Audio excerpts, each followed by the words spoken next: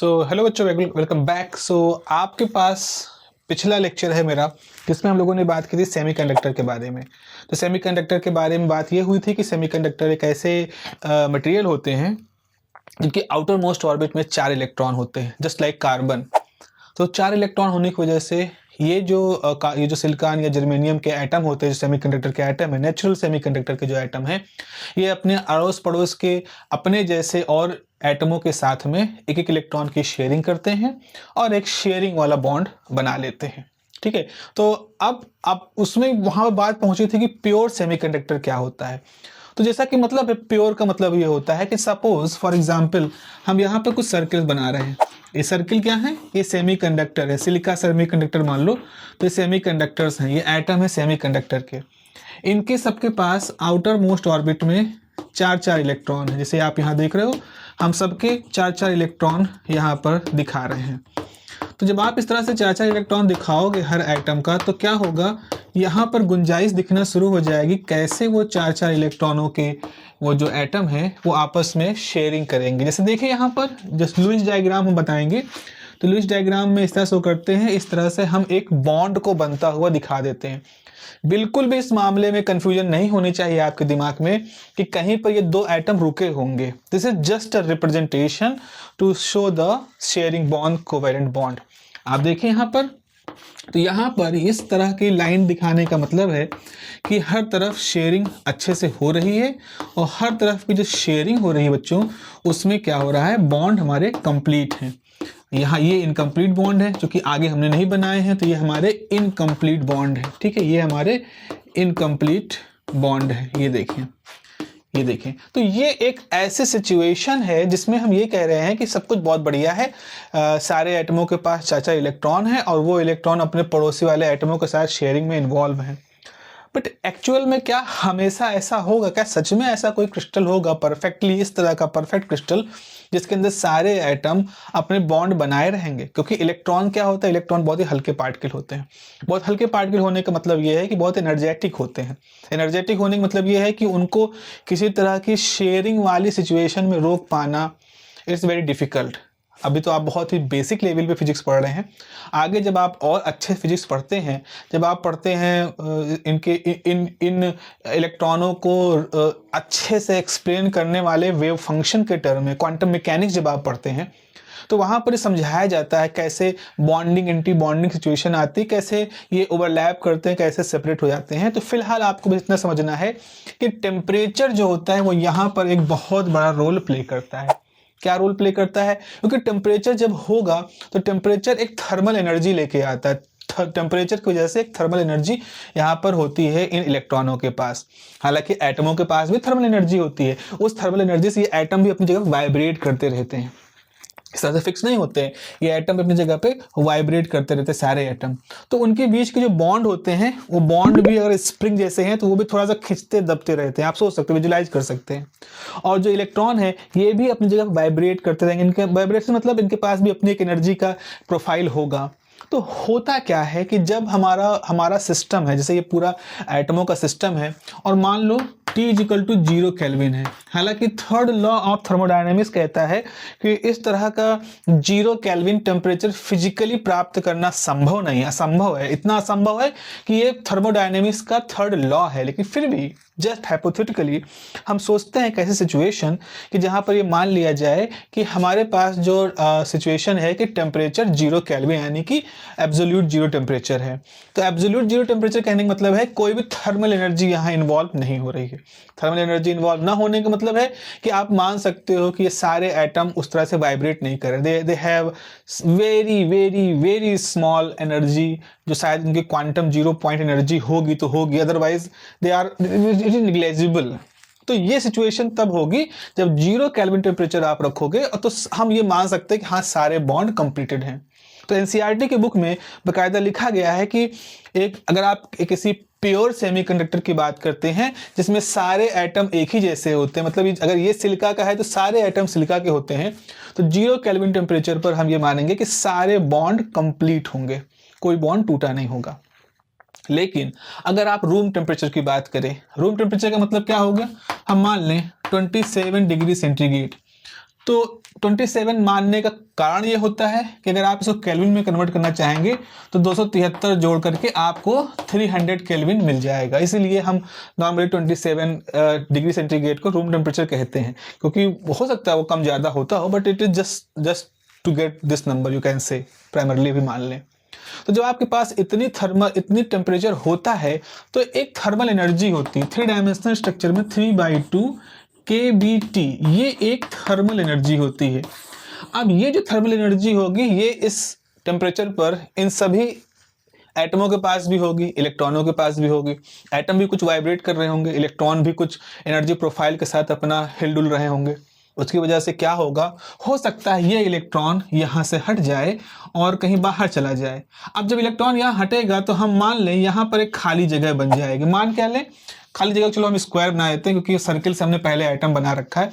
तो ये जो खाली जगह है ये क्यों दिखाई पड़ी, क्योंकि पहले 2 इलेक्ट्रॉन यहाँ पर इन्वॉल्व थे, एक बॉन्ड बन रहा था।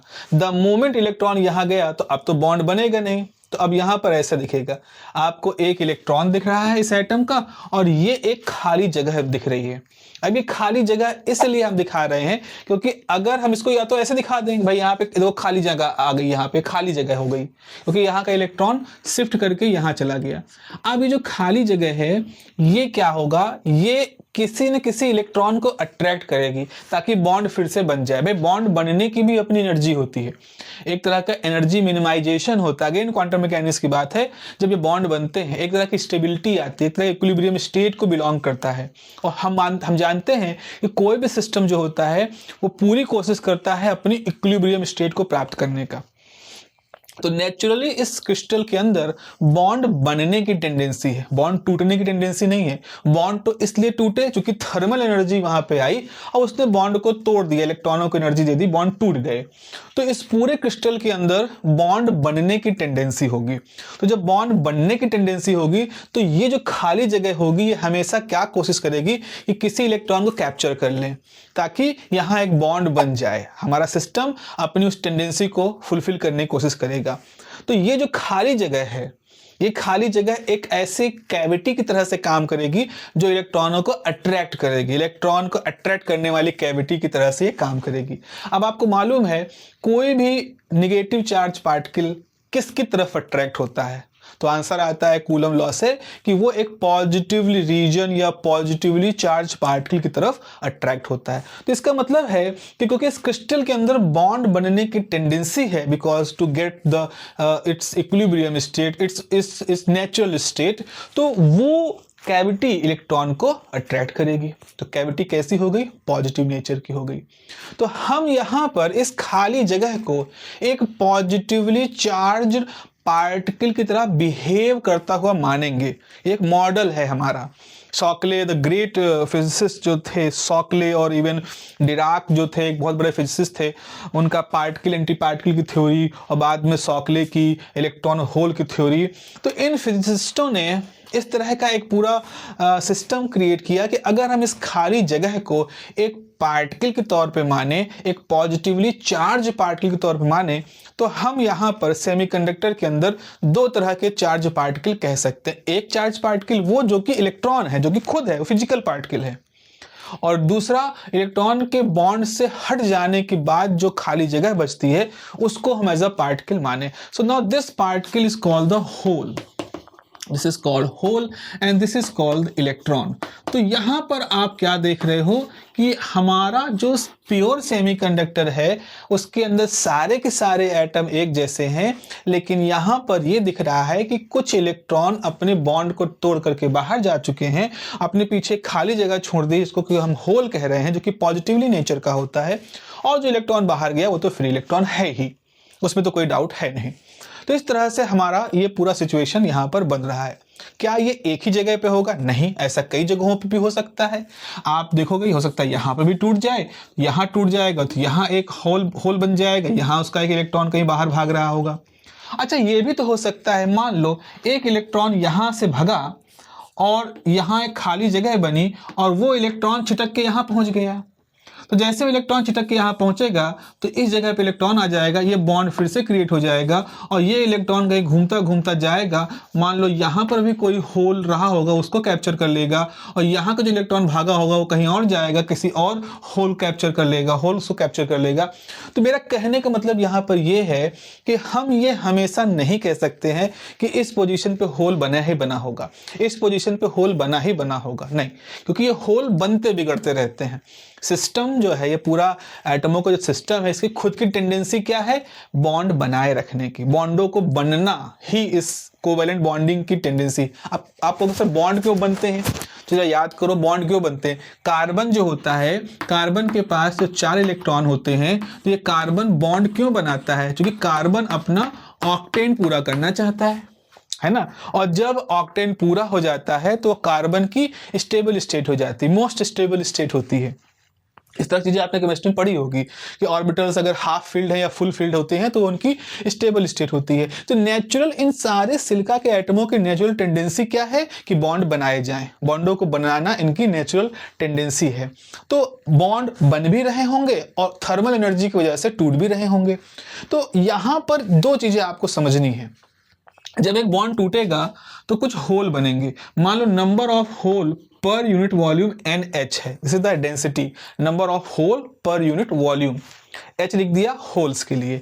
और अगर एक होल बना जिसका मतलब एक इलेक्ट्रॉन भी होगा, तो नंबर ऑफ इलेक्ट्रॉन या density of electron is Ne।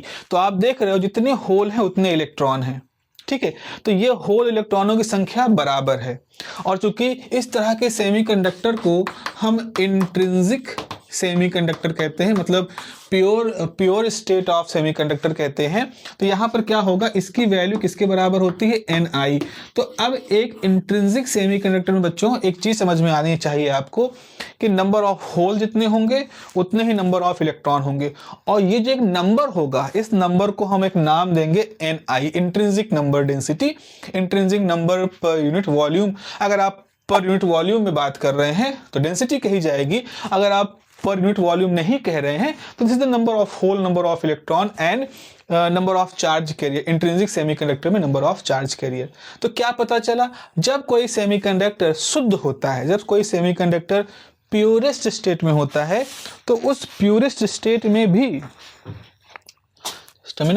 तो उस प्योरेस्ट स्टेट में भी उसके अंदर होल्स रहते हैं, उसके अंदर इलेक्ट्रॉन्स रहते हैं और होलों की संख्या और इलेक्ट्रॉनों की संख्या एकदम बराबर होती है, ठीक है। ये हो गया हमारा इंट्रिंसिक सेमीकंडक्टर।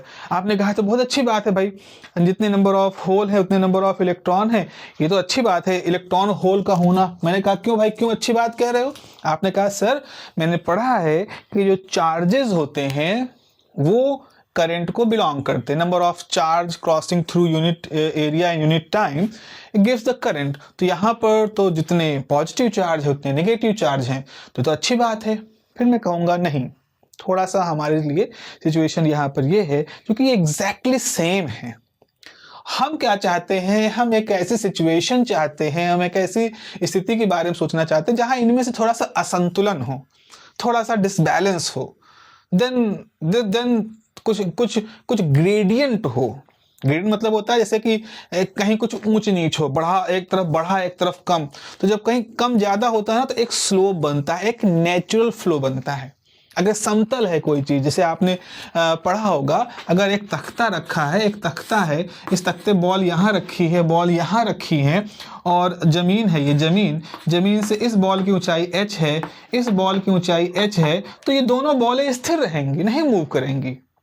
लेकिन अगर हम किसी तरह से एक तरफ का तख्ता थोड़ा सा उठा दें तो इस वाली बॉल के पास एक स्लोप दिखेगा, now it will start to move and ये भी कुछ मूवमेंट होगा, कुछ मूवमेंट होना शुरू हो जाएगा, कुछ एक तरह का डायनेमिज्म इसके अंदर आना शुरू हो जाएगा। अदरवाइज ये बहुत ही बैलेंस कंडीशन होती है। एक तरह से सिचुएशन सोच लो इस तरह से। तो मैंने कहा अच्छा ठीक है, तो क्या करें। तो इसका तरीका ये है कि चलो ये जो बहुत ही बढ़िया बैलेंस कंडीशन है ना, number of hole same as number of electrons को डिस्टर्ब कर देते हैं। इसको हम लोग डिस्टर्ब कर देते हैं। डिस्टर्ब करने का मतलब है इनको बराबर बराबर नहीं रखते हैं, इनको कुछ ऊपर नीचे कर देते हैं। कैसे करोगे? उसके लिए हमको जो ये प्योर स्टेट है इसको इम्प्योर करना पड़ेगा।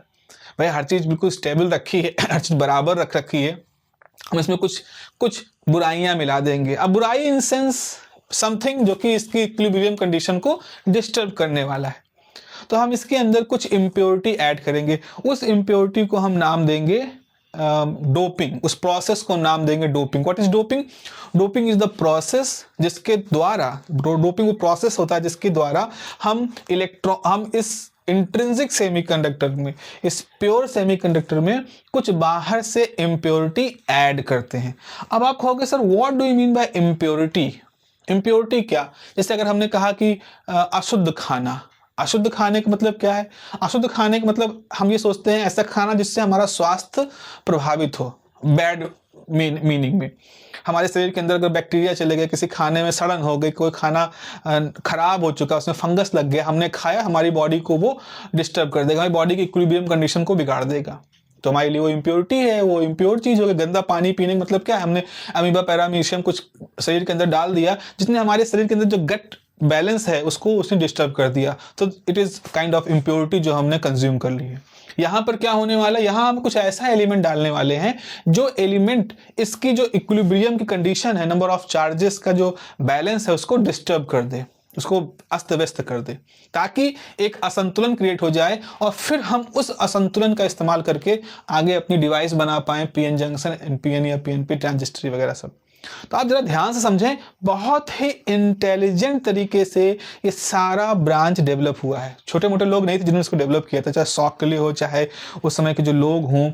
शॉकली बार बार नाम आता क्योंकि वो एक लीडिंग फिगर थे बेल लेबोरेटरी में जिस समय सारा कुछ डेवलप हो रहा था। तो एक सिंगल हैंडेड आदमी, ब्राटन, बर्डीन, शॉकले, स्कॉटकी, बहुत सारे बेहतरीन दिमाग के लोग थे जो उस समय बेल लेबोरेटरी में इकट्ठा हुए थे और उन लोगों ने इस तरह की ब्रांच पे काफ़ी कुछ काम किया था। Semiconductor physics is a very very very beautiful physics. Okay, so हम क्या करने वाले? हम कुछ इम्प्योरिटी ऐड करने वाले। चलिए भाई इम्प्योरिटी ऐड कर देते हैं। अब इम्प्योरिटी ऐड करने के लिए क्या करेंगे? इम्प्योरिटी कहाँ से लाएंगे? तो जरा देखो हम क्या करने वाले हैं। इसे ये है कार्बन, कार्बन का, इसमें कार्बन है, सिलिका है, जर्मेनियम है, लेड है, एंटीमनी है, लेड है, ये सब हैं। आगे भी एक एफर करके कुछ होता है, आई एम नॉट, मुझे याद नहीं आ रहा, एक और एलिमेंट होता है। तो ये आपका फोर्थ वाला है, क्योंकि आउटर मोस्ट ऑर्बिट में फोर्थ होते हैं। इसके जस्ट बगल में होता है थर्ड और इसके जस्ट बगल में राइट साइड में होता है फिफ्थ। अब देखो एटॉमिक नंबर के मामले में मतलब ये क्या है, इनमें थोड़ा सा बोरॉन हो गया, यहाँ फास्फोरस हो गया, थोड़ा सा अंतर होता है इनमें। तो हम क्या करने वाले हैं, एल्युमिनियम फास्फोरस इधर आ गए, एल्युमिनियम इधर आ गया, फास्फोरस इधर आ गया, तो हम कार्बन या सिलिका के अंदर, सिलिका या जर्मेनियम के अंदर या तो इस तरह के एलिमेंट को ऐड करें या इस तरह के एलिमेंट को ऐड करेंगे। क्यों?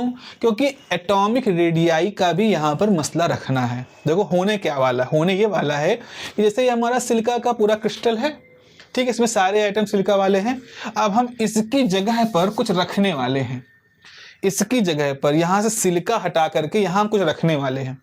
अब जो रखेंगे उसका साइज इस वाले एटम के साइज से बहुत बड़ा या बहुत छोटा नहीं होना चाहिए। क्रिस्टल स्ट्रक्चर की भी तो डायनेमिक्स होती है ना। हमने यहाँ पर बहुत बड़ा, जैसे मान लो आयरन डाल दिया, बड़ा आइटम है, आयरन का एटॉमिक रेडियाई बड़ा होता है, तो आयरन डाल दिया तो वो अपने आप में इसकी पूरी ज्योमेट्रिकल स्ट्रक्चर, इसका जो पूरा स्ट्रक्चरल बिहेवियर होता है वो थोड़ा डिस्टर्ब कर देगा, बनाना ही संभव नहीं हो पाएगा जब हम लेयरिंग करते हैं तो।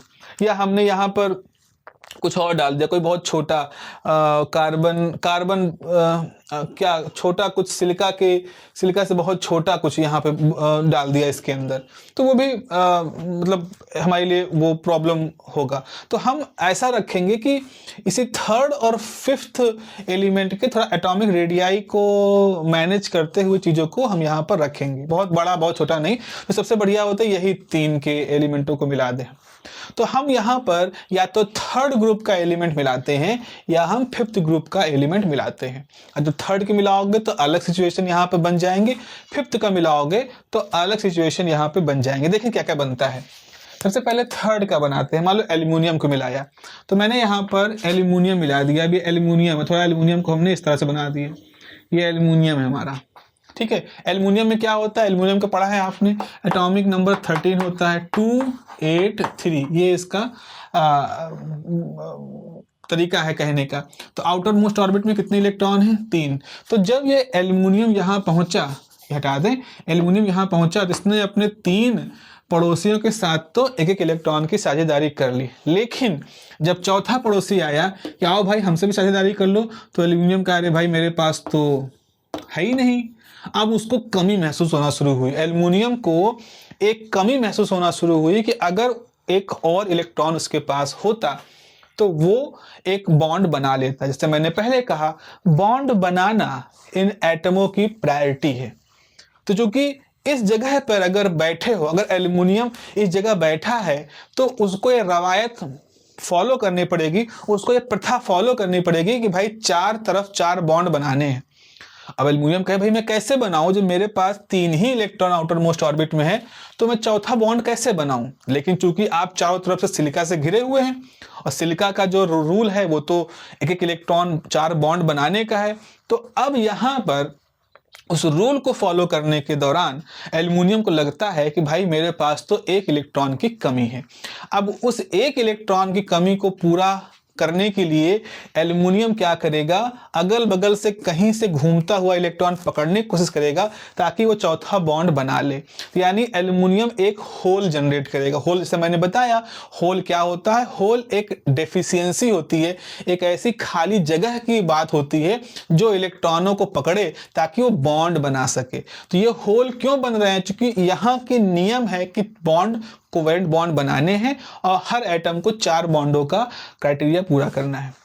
अब यहां पर एक खास बात आप देखो, यहां खास बात आपको ये देख रहे हो कि यहां पर एक होल तो दिख रहा है लेकिन कोई नया इलेक्ट्रॉन जनरेट नहीं हो रहा है। मैं क्या कह रहा हूं, मैंने अभी इससे पहले आपसे क्या बताया था, जब प्योर सेमीकंडक्टर था तो प्योर सेमीकंडक्टर में जब कोई इलेक्ट्रॉन अपनी जगह से हटता था तो हटने के दौरान एक खाली जगह बनती थी और एक इलेक्ट्रॉन भी बनता था। इसे कहते थे electron hole pair generation, electron hole pair generation.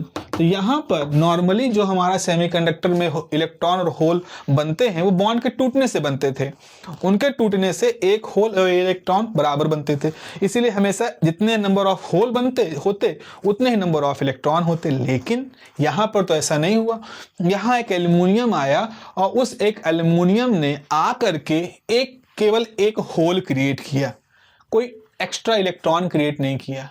Now this is something new. तो एल्युमिनियम आप जितना मिलाओगे, हर एल्युमिनियम अपने साथ एक एक्स्ट्रा होल लेकर के आएगा। तो इसका मतलब क्या हुआ, इसका मतलब बच्चा ये हुआ कि धीरे धीरे जितना आप एल्युमिनियम मिलाओगे होल की संख्या बढ़ना शुरू हो जाएगी। मतलब NH, पहले मान लो पहले NH 100 थे, सपोज 100 इलेक्ट्रॉन थे, 100 होल थे और 100 इलेक्ट्रॉन थे।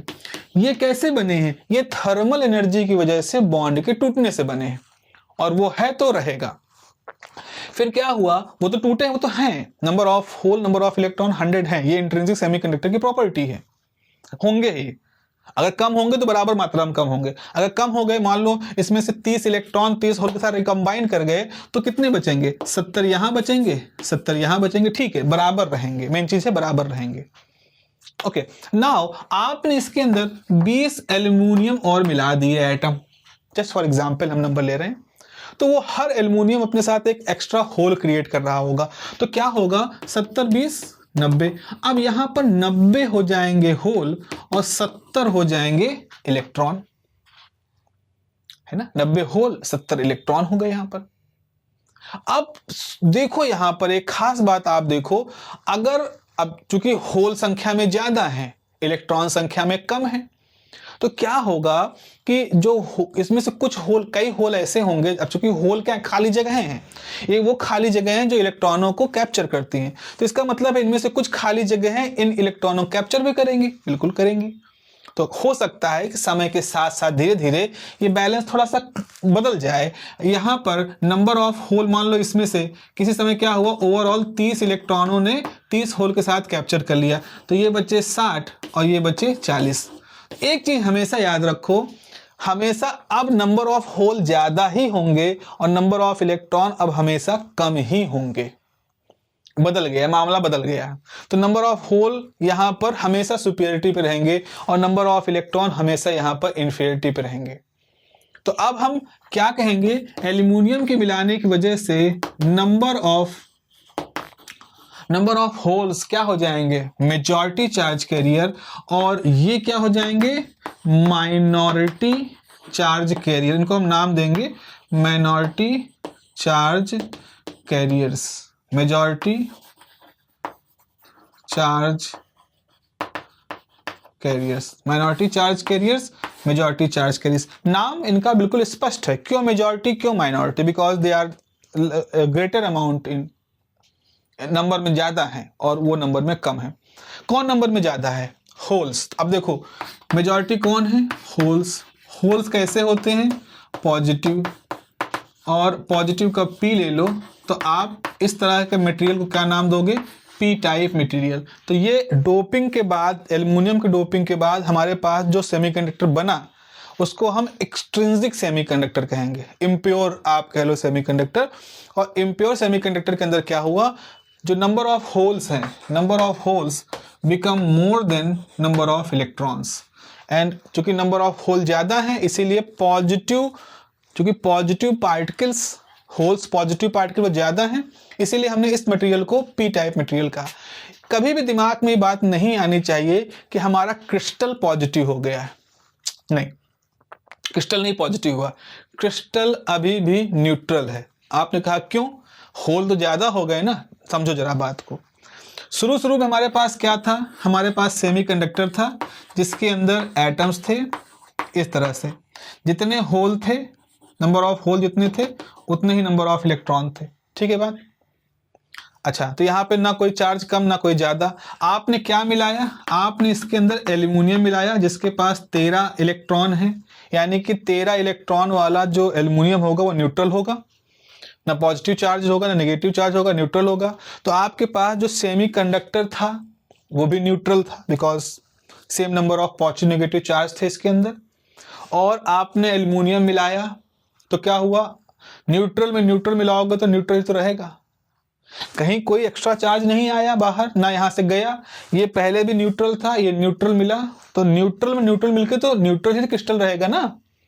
जीरो में जीरो जोड़ोगे, no charge, no imbalance charge में नो इम्बैलेंस चार्ज जोड़ोगे तो कोई चार्ज का इम्बैलेंस क्यों क्रिएट होगा। अच्छा, फिर ये मेजॉरिटी माइनॉरिटी क्यों हो गया, क्योंकि ये जो एटम्स हैं, सेमीकंडक्टर के एटम हैं, इनकी जो 4 बॉन्ड बनाने की टेंडेंसी होती है, उस टेंडेंसी की वजह से इस सिस्टम के अंदर एक चार्ज कैरियर्स की क्वांटिटी, चार्ज कैरियर्स की क्वालिटी में एक डिसबैलेंस आ गया है, सिर्फ इतना मतलब है। और यही सेमीकंडक्टर इंडस्ट्री की मेन खास बात है, आपको पहचानने वाली बात ये समझनी है। तो यहाँ पर कुछ भी न्यूट्रल नहीं, यहाँ पे कुछ भी पॉजिटिव चार्ज नहीं हुआ है।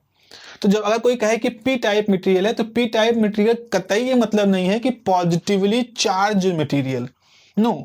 पी टाइप का मटेरियल है कि ये एक ऐसे सेमीकंडक्टर हैं जिनके अंदर मुख्य गुण पॉजिटिवली चार्ज पार्टिकल कंट्रोल करेंगे। समझो इस बात को, ऐसे समझो जैसे मान लो जैसे सऊदी अरेबिया है।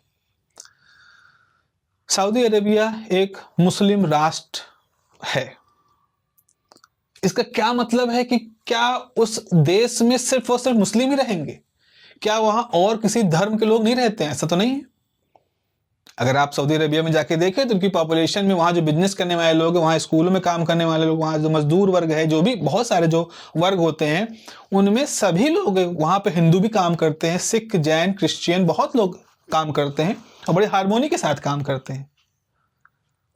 लेकिन वो मुस्लिम राष्ट्र होने का मतलब ये हुआ कि उनके अपने कानून को लागू करने का तरीका है। अब से मान लो शरिया कानून है, ठीक है, जितने मुस्लिम राष्ट्र हैं वो उसको लागू करना है, वो उनकी अपनी मान्यता है, उनके अपने तरीके हैं, रूल हैं, कंट्रोल वो कर रहे हैं, रूल उनके हिसाब से रूल चल रहे हैं, ठीक है ना। जैसे मान लो किसी देश में सेना ने कब्जा कर लिया, तो सेना कब्जा करते क्या करेगा, वहां के जो एडमिनिस्ट्रेशन, उसमें सेना के लोग बहुतायत में हो गए तो सेना के अपने रूल काम करने शुरू कर देंगे। तो बिल्कुल यहां वैसा ही कुछ है कि ये क्रिस्टल तो न्यूट्रल ही है, लेकिन इसके अंदर जो पार्टिकल जो कि मेजॉरिटी में आ गए हैं, तो अब उनकी मेजॉरिटी को शो करने के लिए हमने इसका नाम पी टाइप सेमीकंडक्टर रख दिया। ठीक है, अब एक चीज और समझो, किताबों में एक चीज और लिखा रहता है कि जो एल्युमिनियम एटम है इसकी क्या टेंडेंसी है। एल्युमिनियम एटम की टेंडेंसी है कि एक इलेक्ट्रॉन को ले करके, कहीं से एक इलेक्ट्रॉन ले करके अपने चौथे बॉन्ड को पूरा कर लिया जाए। ठीक है, तो यानी कि ये एल्युमिनियम कैसा है, एक्सेप्टर। ये एल्युमिनियम एक्सेप्टर एटम की तरह से बिहेव कर जाएगा, एक्सेप्ट करने की इसके अंदर टेंडेंसी है, इलेक्ट्रॉनों को एक्सेप्ट करके बॉन्ड को बनाने की टेंडेंसी है, इसीलिए इसको हम एक्सेप्टर एटम का नाम देंगे। I hope this is clear. Acceptor atom, ये इम्प्योरिटी। तो एल्युमिनियम क्या है, एल्युमिनियम एक trivalent impurity. Why it is called trivalent, because outer most orbit में 3 इलेक्ट्रॉन होते हैं, इसलिए ट्राई। अच्छा, क्योंकि जब क्रिस्टल के अंदर जाता है तो इसकी टेंडेंसी कैसे हो जाती है, इसकी टेंडेंसी हो जाती है एक्सेप्ट करने की, ताकि चौथा बॉन्ड बना सके। सो ये एल्युमिनियम एटम जो है इसको क्या कहेंगे, एक्सेप्टर इम्प्योरिटी हम नाम देंगे। चलिए जल्दी से सिचुएशन सोच लेते हैं, तब जब हमने इसके अंदर पेंटावैलेंट इम्प्योरिटी मिलाई, मतलब एक ऐसे एटम की इम्प्योरिटी मिलाई जिसके आउटर मोस्ट ऑर्बिट में 5 इलेक्ट्रॉन होते हैं। तो चलो ऐसा करते हैं, इसको हम थोड़ा सा इस तरह से बना दें। अब ये जो हमारा एटम है, सपोज ये फास्फोरस है, फास्फोरस का एटॉमिक नंबर कितना होता है, 15 होता है। तो 15 का मतलब हो गया आउटर मोस्ट ऑर्बिट में 5 इलेक्ट्रॉन होंगे। तो इसके पास 1 electron, 2 electron, 3 electron, 4 electron, 4 electron ने 4 बॉन्ड बना लिए। इसका ऑक्टेन पूरा हो चुका है, ये स्टेबल स्टेट में पहुंच गया है। अब जो इसका 5वां इलेक्ट्रॉन होगा वो क्या होगा, ये 5वां इलेक्ट्रॉन इससे लूजली बाउंड हो जाएगा। क्यों लूजली बाउंड हो जाएगा, क्योंकि ऑर्बिटल्स में 8 इलेक्ट्रॉनों ने ऑर्बिटल को ऑक्यूपाई कर लिया। अब now this atom is stable, अब उसको अपना ऑक्टेन पूरा करने की दिक्कत नहीं है। अब ऑक्टेन पूरा करने की दिक्कत नहीं है तो जो एक्स्ट्रा इलेक्ट्रॉन होगा वो उसके उस ऑक्टेन पूरा करने वाली दायरे में नहीं आ रहा है। तो एक तरह समझो कि अब ये इलेक्ट्रॉन इस फास्फोरस के लिए एक बोझ की तरह से रह गया है। तो चूंकि उसका ऑक्टेन तो शेयरिंग से पूरा हो चुका है, तो ये इलेक्ट्रॉन क्या होगा, ये इलेक्ट्रॉन फास्फोरस डोनेट कर देगा ताकि क्रिस्टल के अंदर घूम सके, क्योंकि उसको उसकी जरूरत नहीं, उसका ऑक्टेन तो पूरा हो चुका है। तो अब क्या होगा, अब फास्फोरस अपने 4 बॉन्ड बना चुका है, उसने एक एक्स्ट्रा इलेक्ट्रॉन जो था उसको डोनेट कर दिया। तो ये इम्प्योरिटी कैसी है, ये इम्प्योरिटी होगी डोनर इम्प्योरिटी, क्योंकि ये एक्स्ट्रा इलेक्ट्रॉन डोनेट कर रहा है। अब खास बात देखो, यहाँ एक एक्स्ट्रा इलेक्ट्रॉन तो जनरेट हो रहा है लेकिन कोई एक्स्ट्रा होल नहीं जनरेट हो रहा है।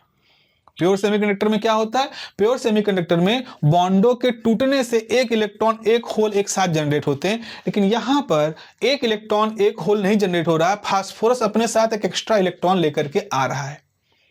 तो बॉन्ड तो टूट रहे होंगे भाई, बॉन्ड टूटने वाली स्थिति वैसी है, उसमें कोई दिक्कत नहीं है, उसको डोपिंग वोपिंग से कोई मतलब नहीं, वो तो स्वाभाविक प्रक्रिया है, जैसे जन्म मृत्यु है। अगर कुछ भी हो, देखो इस समय है दुनिया में, इस समय दुनिया में क्या ऐसे आपने सुना होगा डाटा कि दुनिया में प्रति सेकंड कितने बच्चे पैदा होते हैं, कितने लोग मरते हैं। तो जन्म मृत्यु का चक्र तो चल रहा है, वो जैसे चल रहा है वैसे चल रहा है, वो दुनिया का रूल है, दस्तूर है, चल रहा है। उसी बीच में लड़ाई शुरू हो गई। अब लड़ाई शुरू होने से क्या हुआ, थोड़ा मृत्यु दर कुछ जगहों की बढ़ गई। अब ये मत सोचो कि चूंकि सीरिया में लड़ाई चल रही है, यूक्रेन में लड़ाई चल रही है, इजराइल में लड़ाई चल रही है, जितनी मौतें वहां हो रही हैं, तो ईश्वर ने बाकी दुनिया के और हिस्सों से मौतें बंद कर दी कि भाई चलो ऐसा है कि मौत का कोटा पूरा हो रहा है तो भारत से हम एक हफ्ते में कोई मृत्यु नहीं होगी। नहीं, वो तो होगा, वो जन्म मृत्यु तो चल रहा है। वैसे यहां पर भी है, हमारे क्रिस्टल के अंदर टेम्परेचर की वजह से बॉन्ड टूट रहे हैं, जुड़ रहे हैं, यानी नंबर ऑफ होल क्रिएट हो रहे हैं और नंबर ऑफ इलेक्ट्रॉन भी क्रिएट हो रहे हैं साथ ही साथ में, और दोनों संख्या बराबर है, तो नॉर्मली चल रहा है। जब फास्फोरस मिला दिया तो फास्फोरस ने क्या किया, एक्स्ट्रा इलेक्ट्रॉन डोनेट करके इलेक्ट्रॉनों की संख्या को बढ़ा दिया। तो अब क्या हुआ, number of electron become more than the number of holes, more and more electrons are generated in comparison to the holes. Recombination में सब हो रहा है लेकिन अल्टीमेटली होगा यही कि मोर नंबर ऑफ इलेक्ट्रॉन होंगे। So now electrons are what, electrons are majority charge carriers. Electrons हो गए मेजॉरिटी में और होल्स हो गए माइनॉरिटी में। अब होल क्या है, पॉजिटिवली चार्ज पार्टिकल्स, माइनॉरिटी में हो गए निगेटिव चार्ज पार्टिकल्स मेजॉरिटी में हो गए। आप देखो चूंकि निगेटिव मेजॉरिटी में हो गए तो इसको हम नाम देंगे एन टाइप सेमीकंडक्टर। इसको हम नाम देंगे एन टाइप सेमीकंडक्टर। तो एन टाइप सेमीकंडक्टर का मतलब ये है कि ऐसे एक्सट्रिंसिक सेमीकंडक्टर जिनके अंदर नेगेटिवली चार्ज पार्टिकल ज्यादा हैं in comparison to the positively charge particles. This is the meaning of N type and P type. ठीक है, ये इसका मतलब है। तो पी टाइप कैसा है? पी टाइप मटेरियल जो एन टाइप मटेरियल जो होते हैं उनमें डोनर इम्प्योरिटी होती है। तो फास्फोरस डोनेट करता है, तो इसको पेंटावेलेंट इम्प्योरिटी भी कहते हैं या डोनर इम्प्योरिटी भी कह रहे होते हैं। तो मेरे ख्याल से आप लोग को एक बेसिक आइडिया लग गया होगा कि what do you mean by N type semiconductor and what is the meaning of the P type semiconductor. Now the next topic will be what will be happen when we create both type of extrinsic semiconductor at a same place. और हम PN junction की बात उसके बाद करेंगे। Junction barrier कैसे बनता है और उसको बैरियर को समझने के लिए आपको यहाँ तक की जानकारी अच्छे से होनी चाहिए। सो होप ये चीज़ें आपको समझ में आई होंगी। अगर आपको समझ में आई जरूर अपना कमेंट हमें बताएं ताकि हम समझ पाएँ कि हम कितना सफल हुए हैं आपको ये सब समझाने में। चलिए अपना ध्यान रखिए। Have a nice day, take care.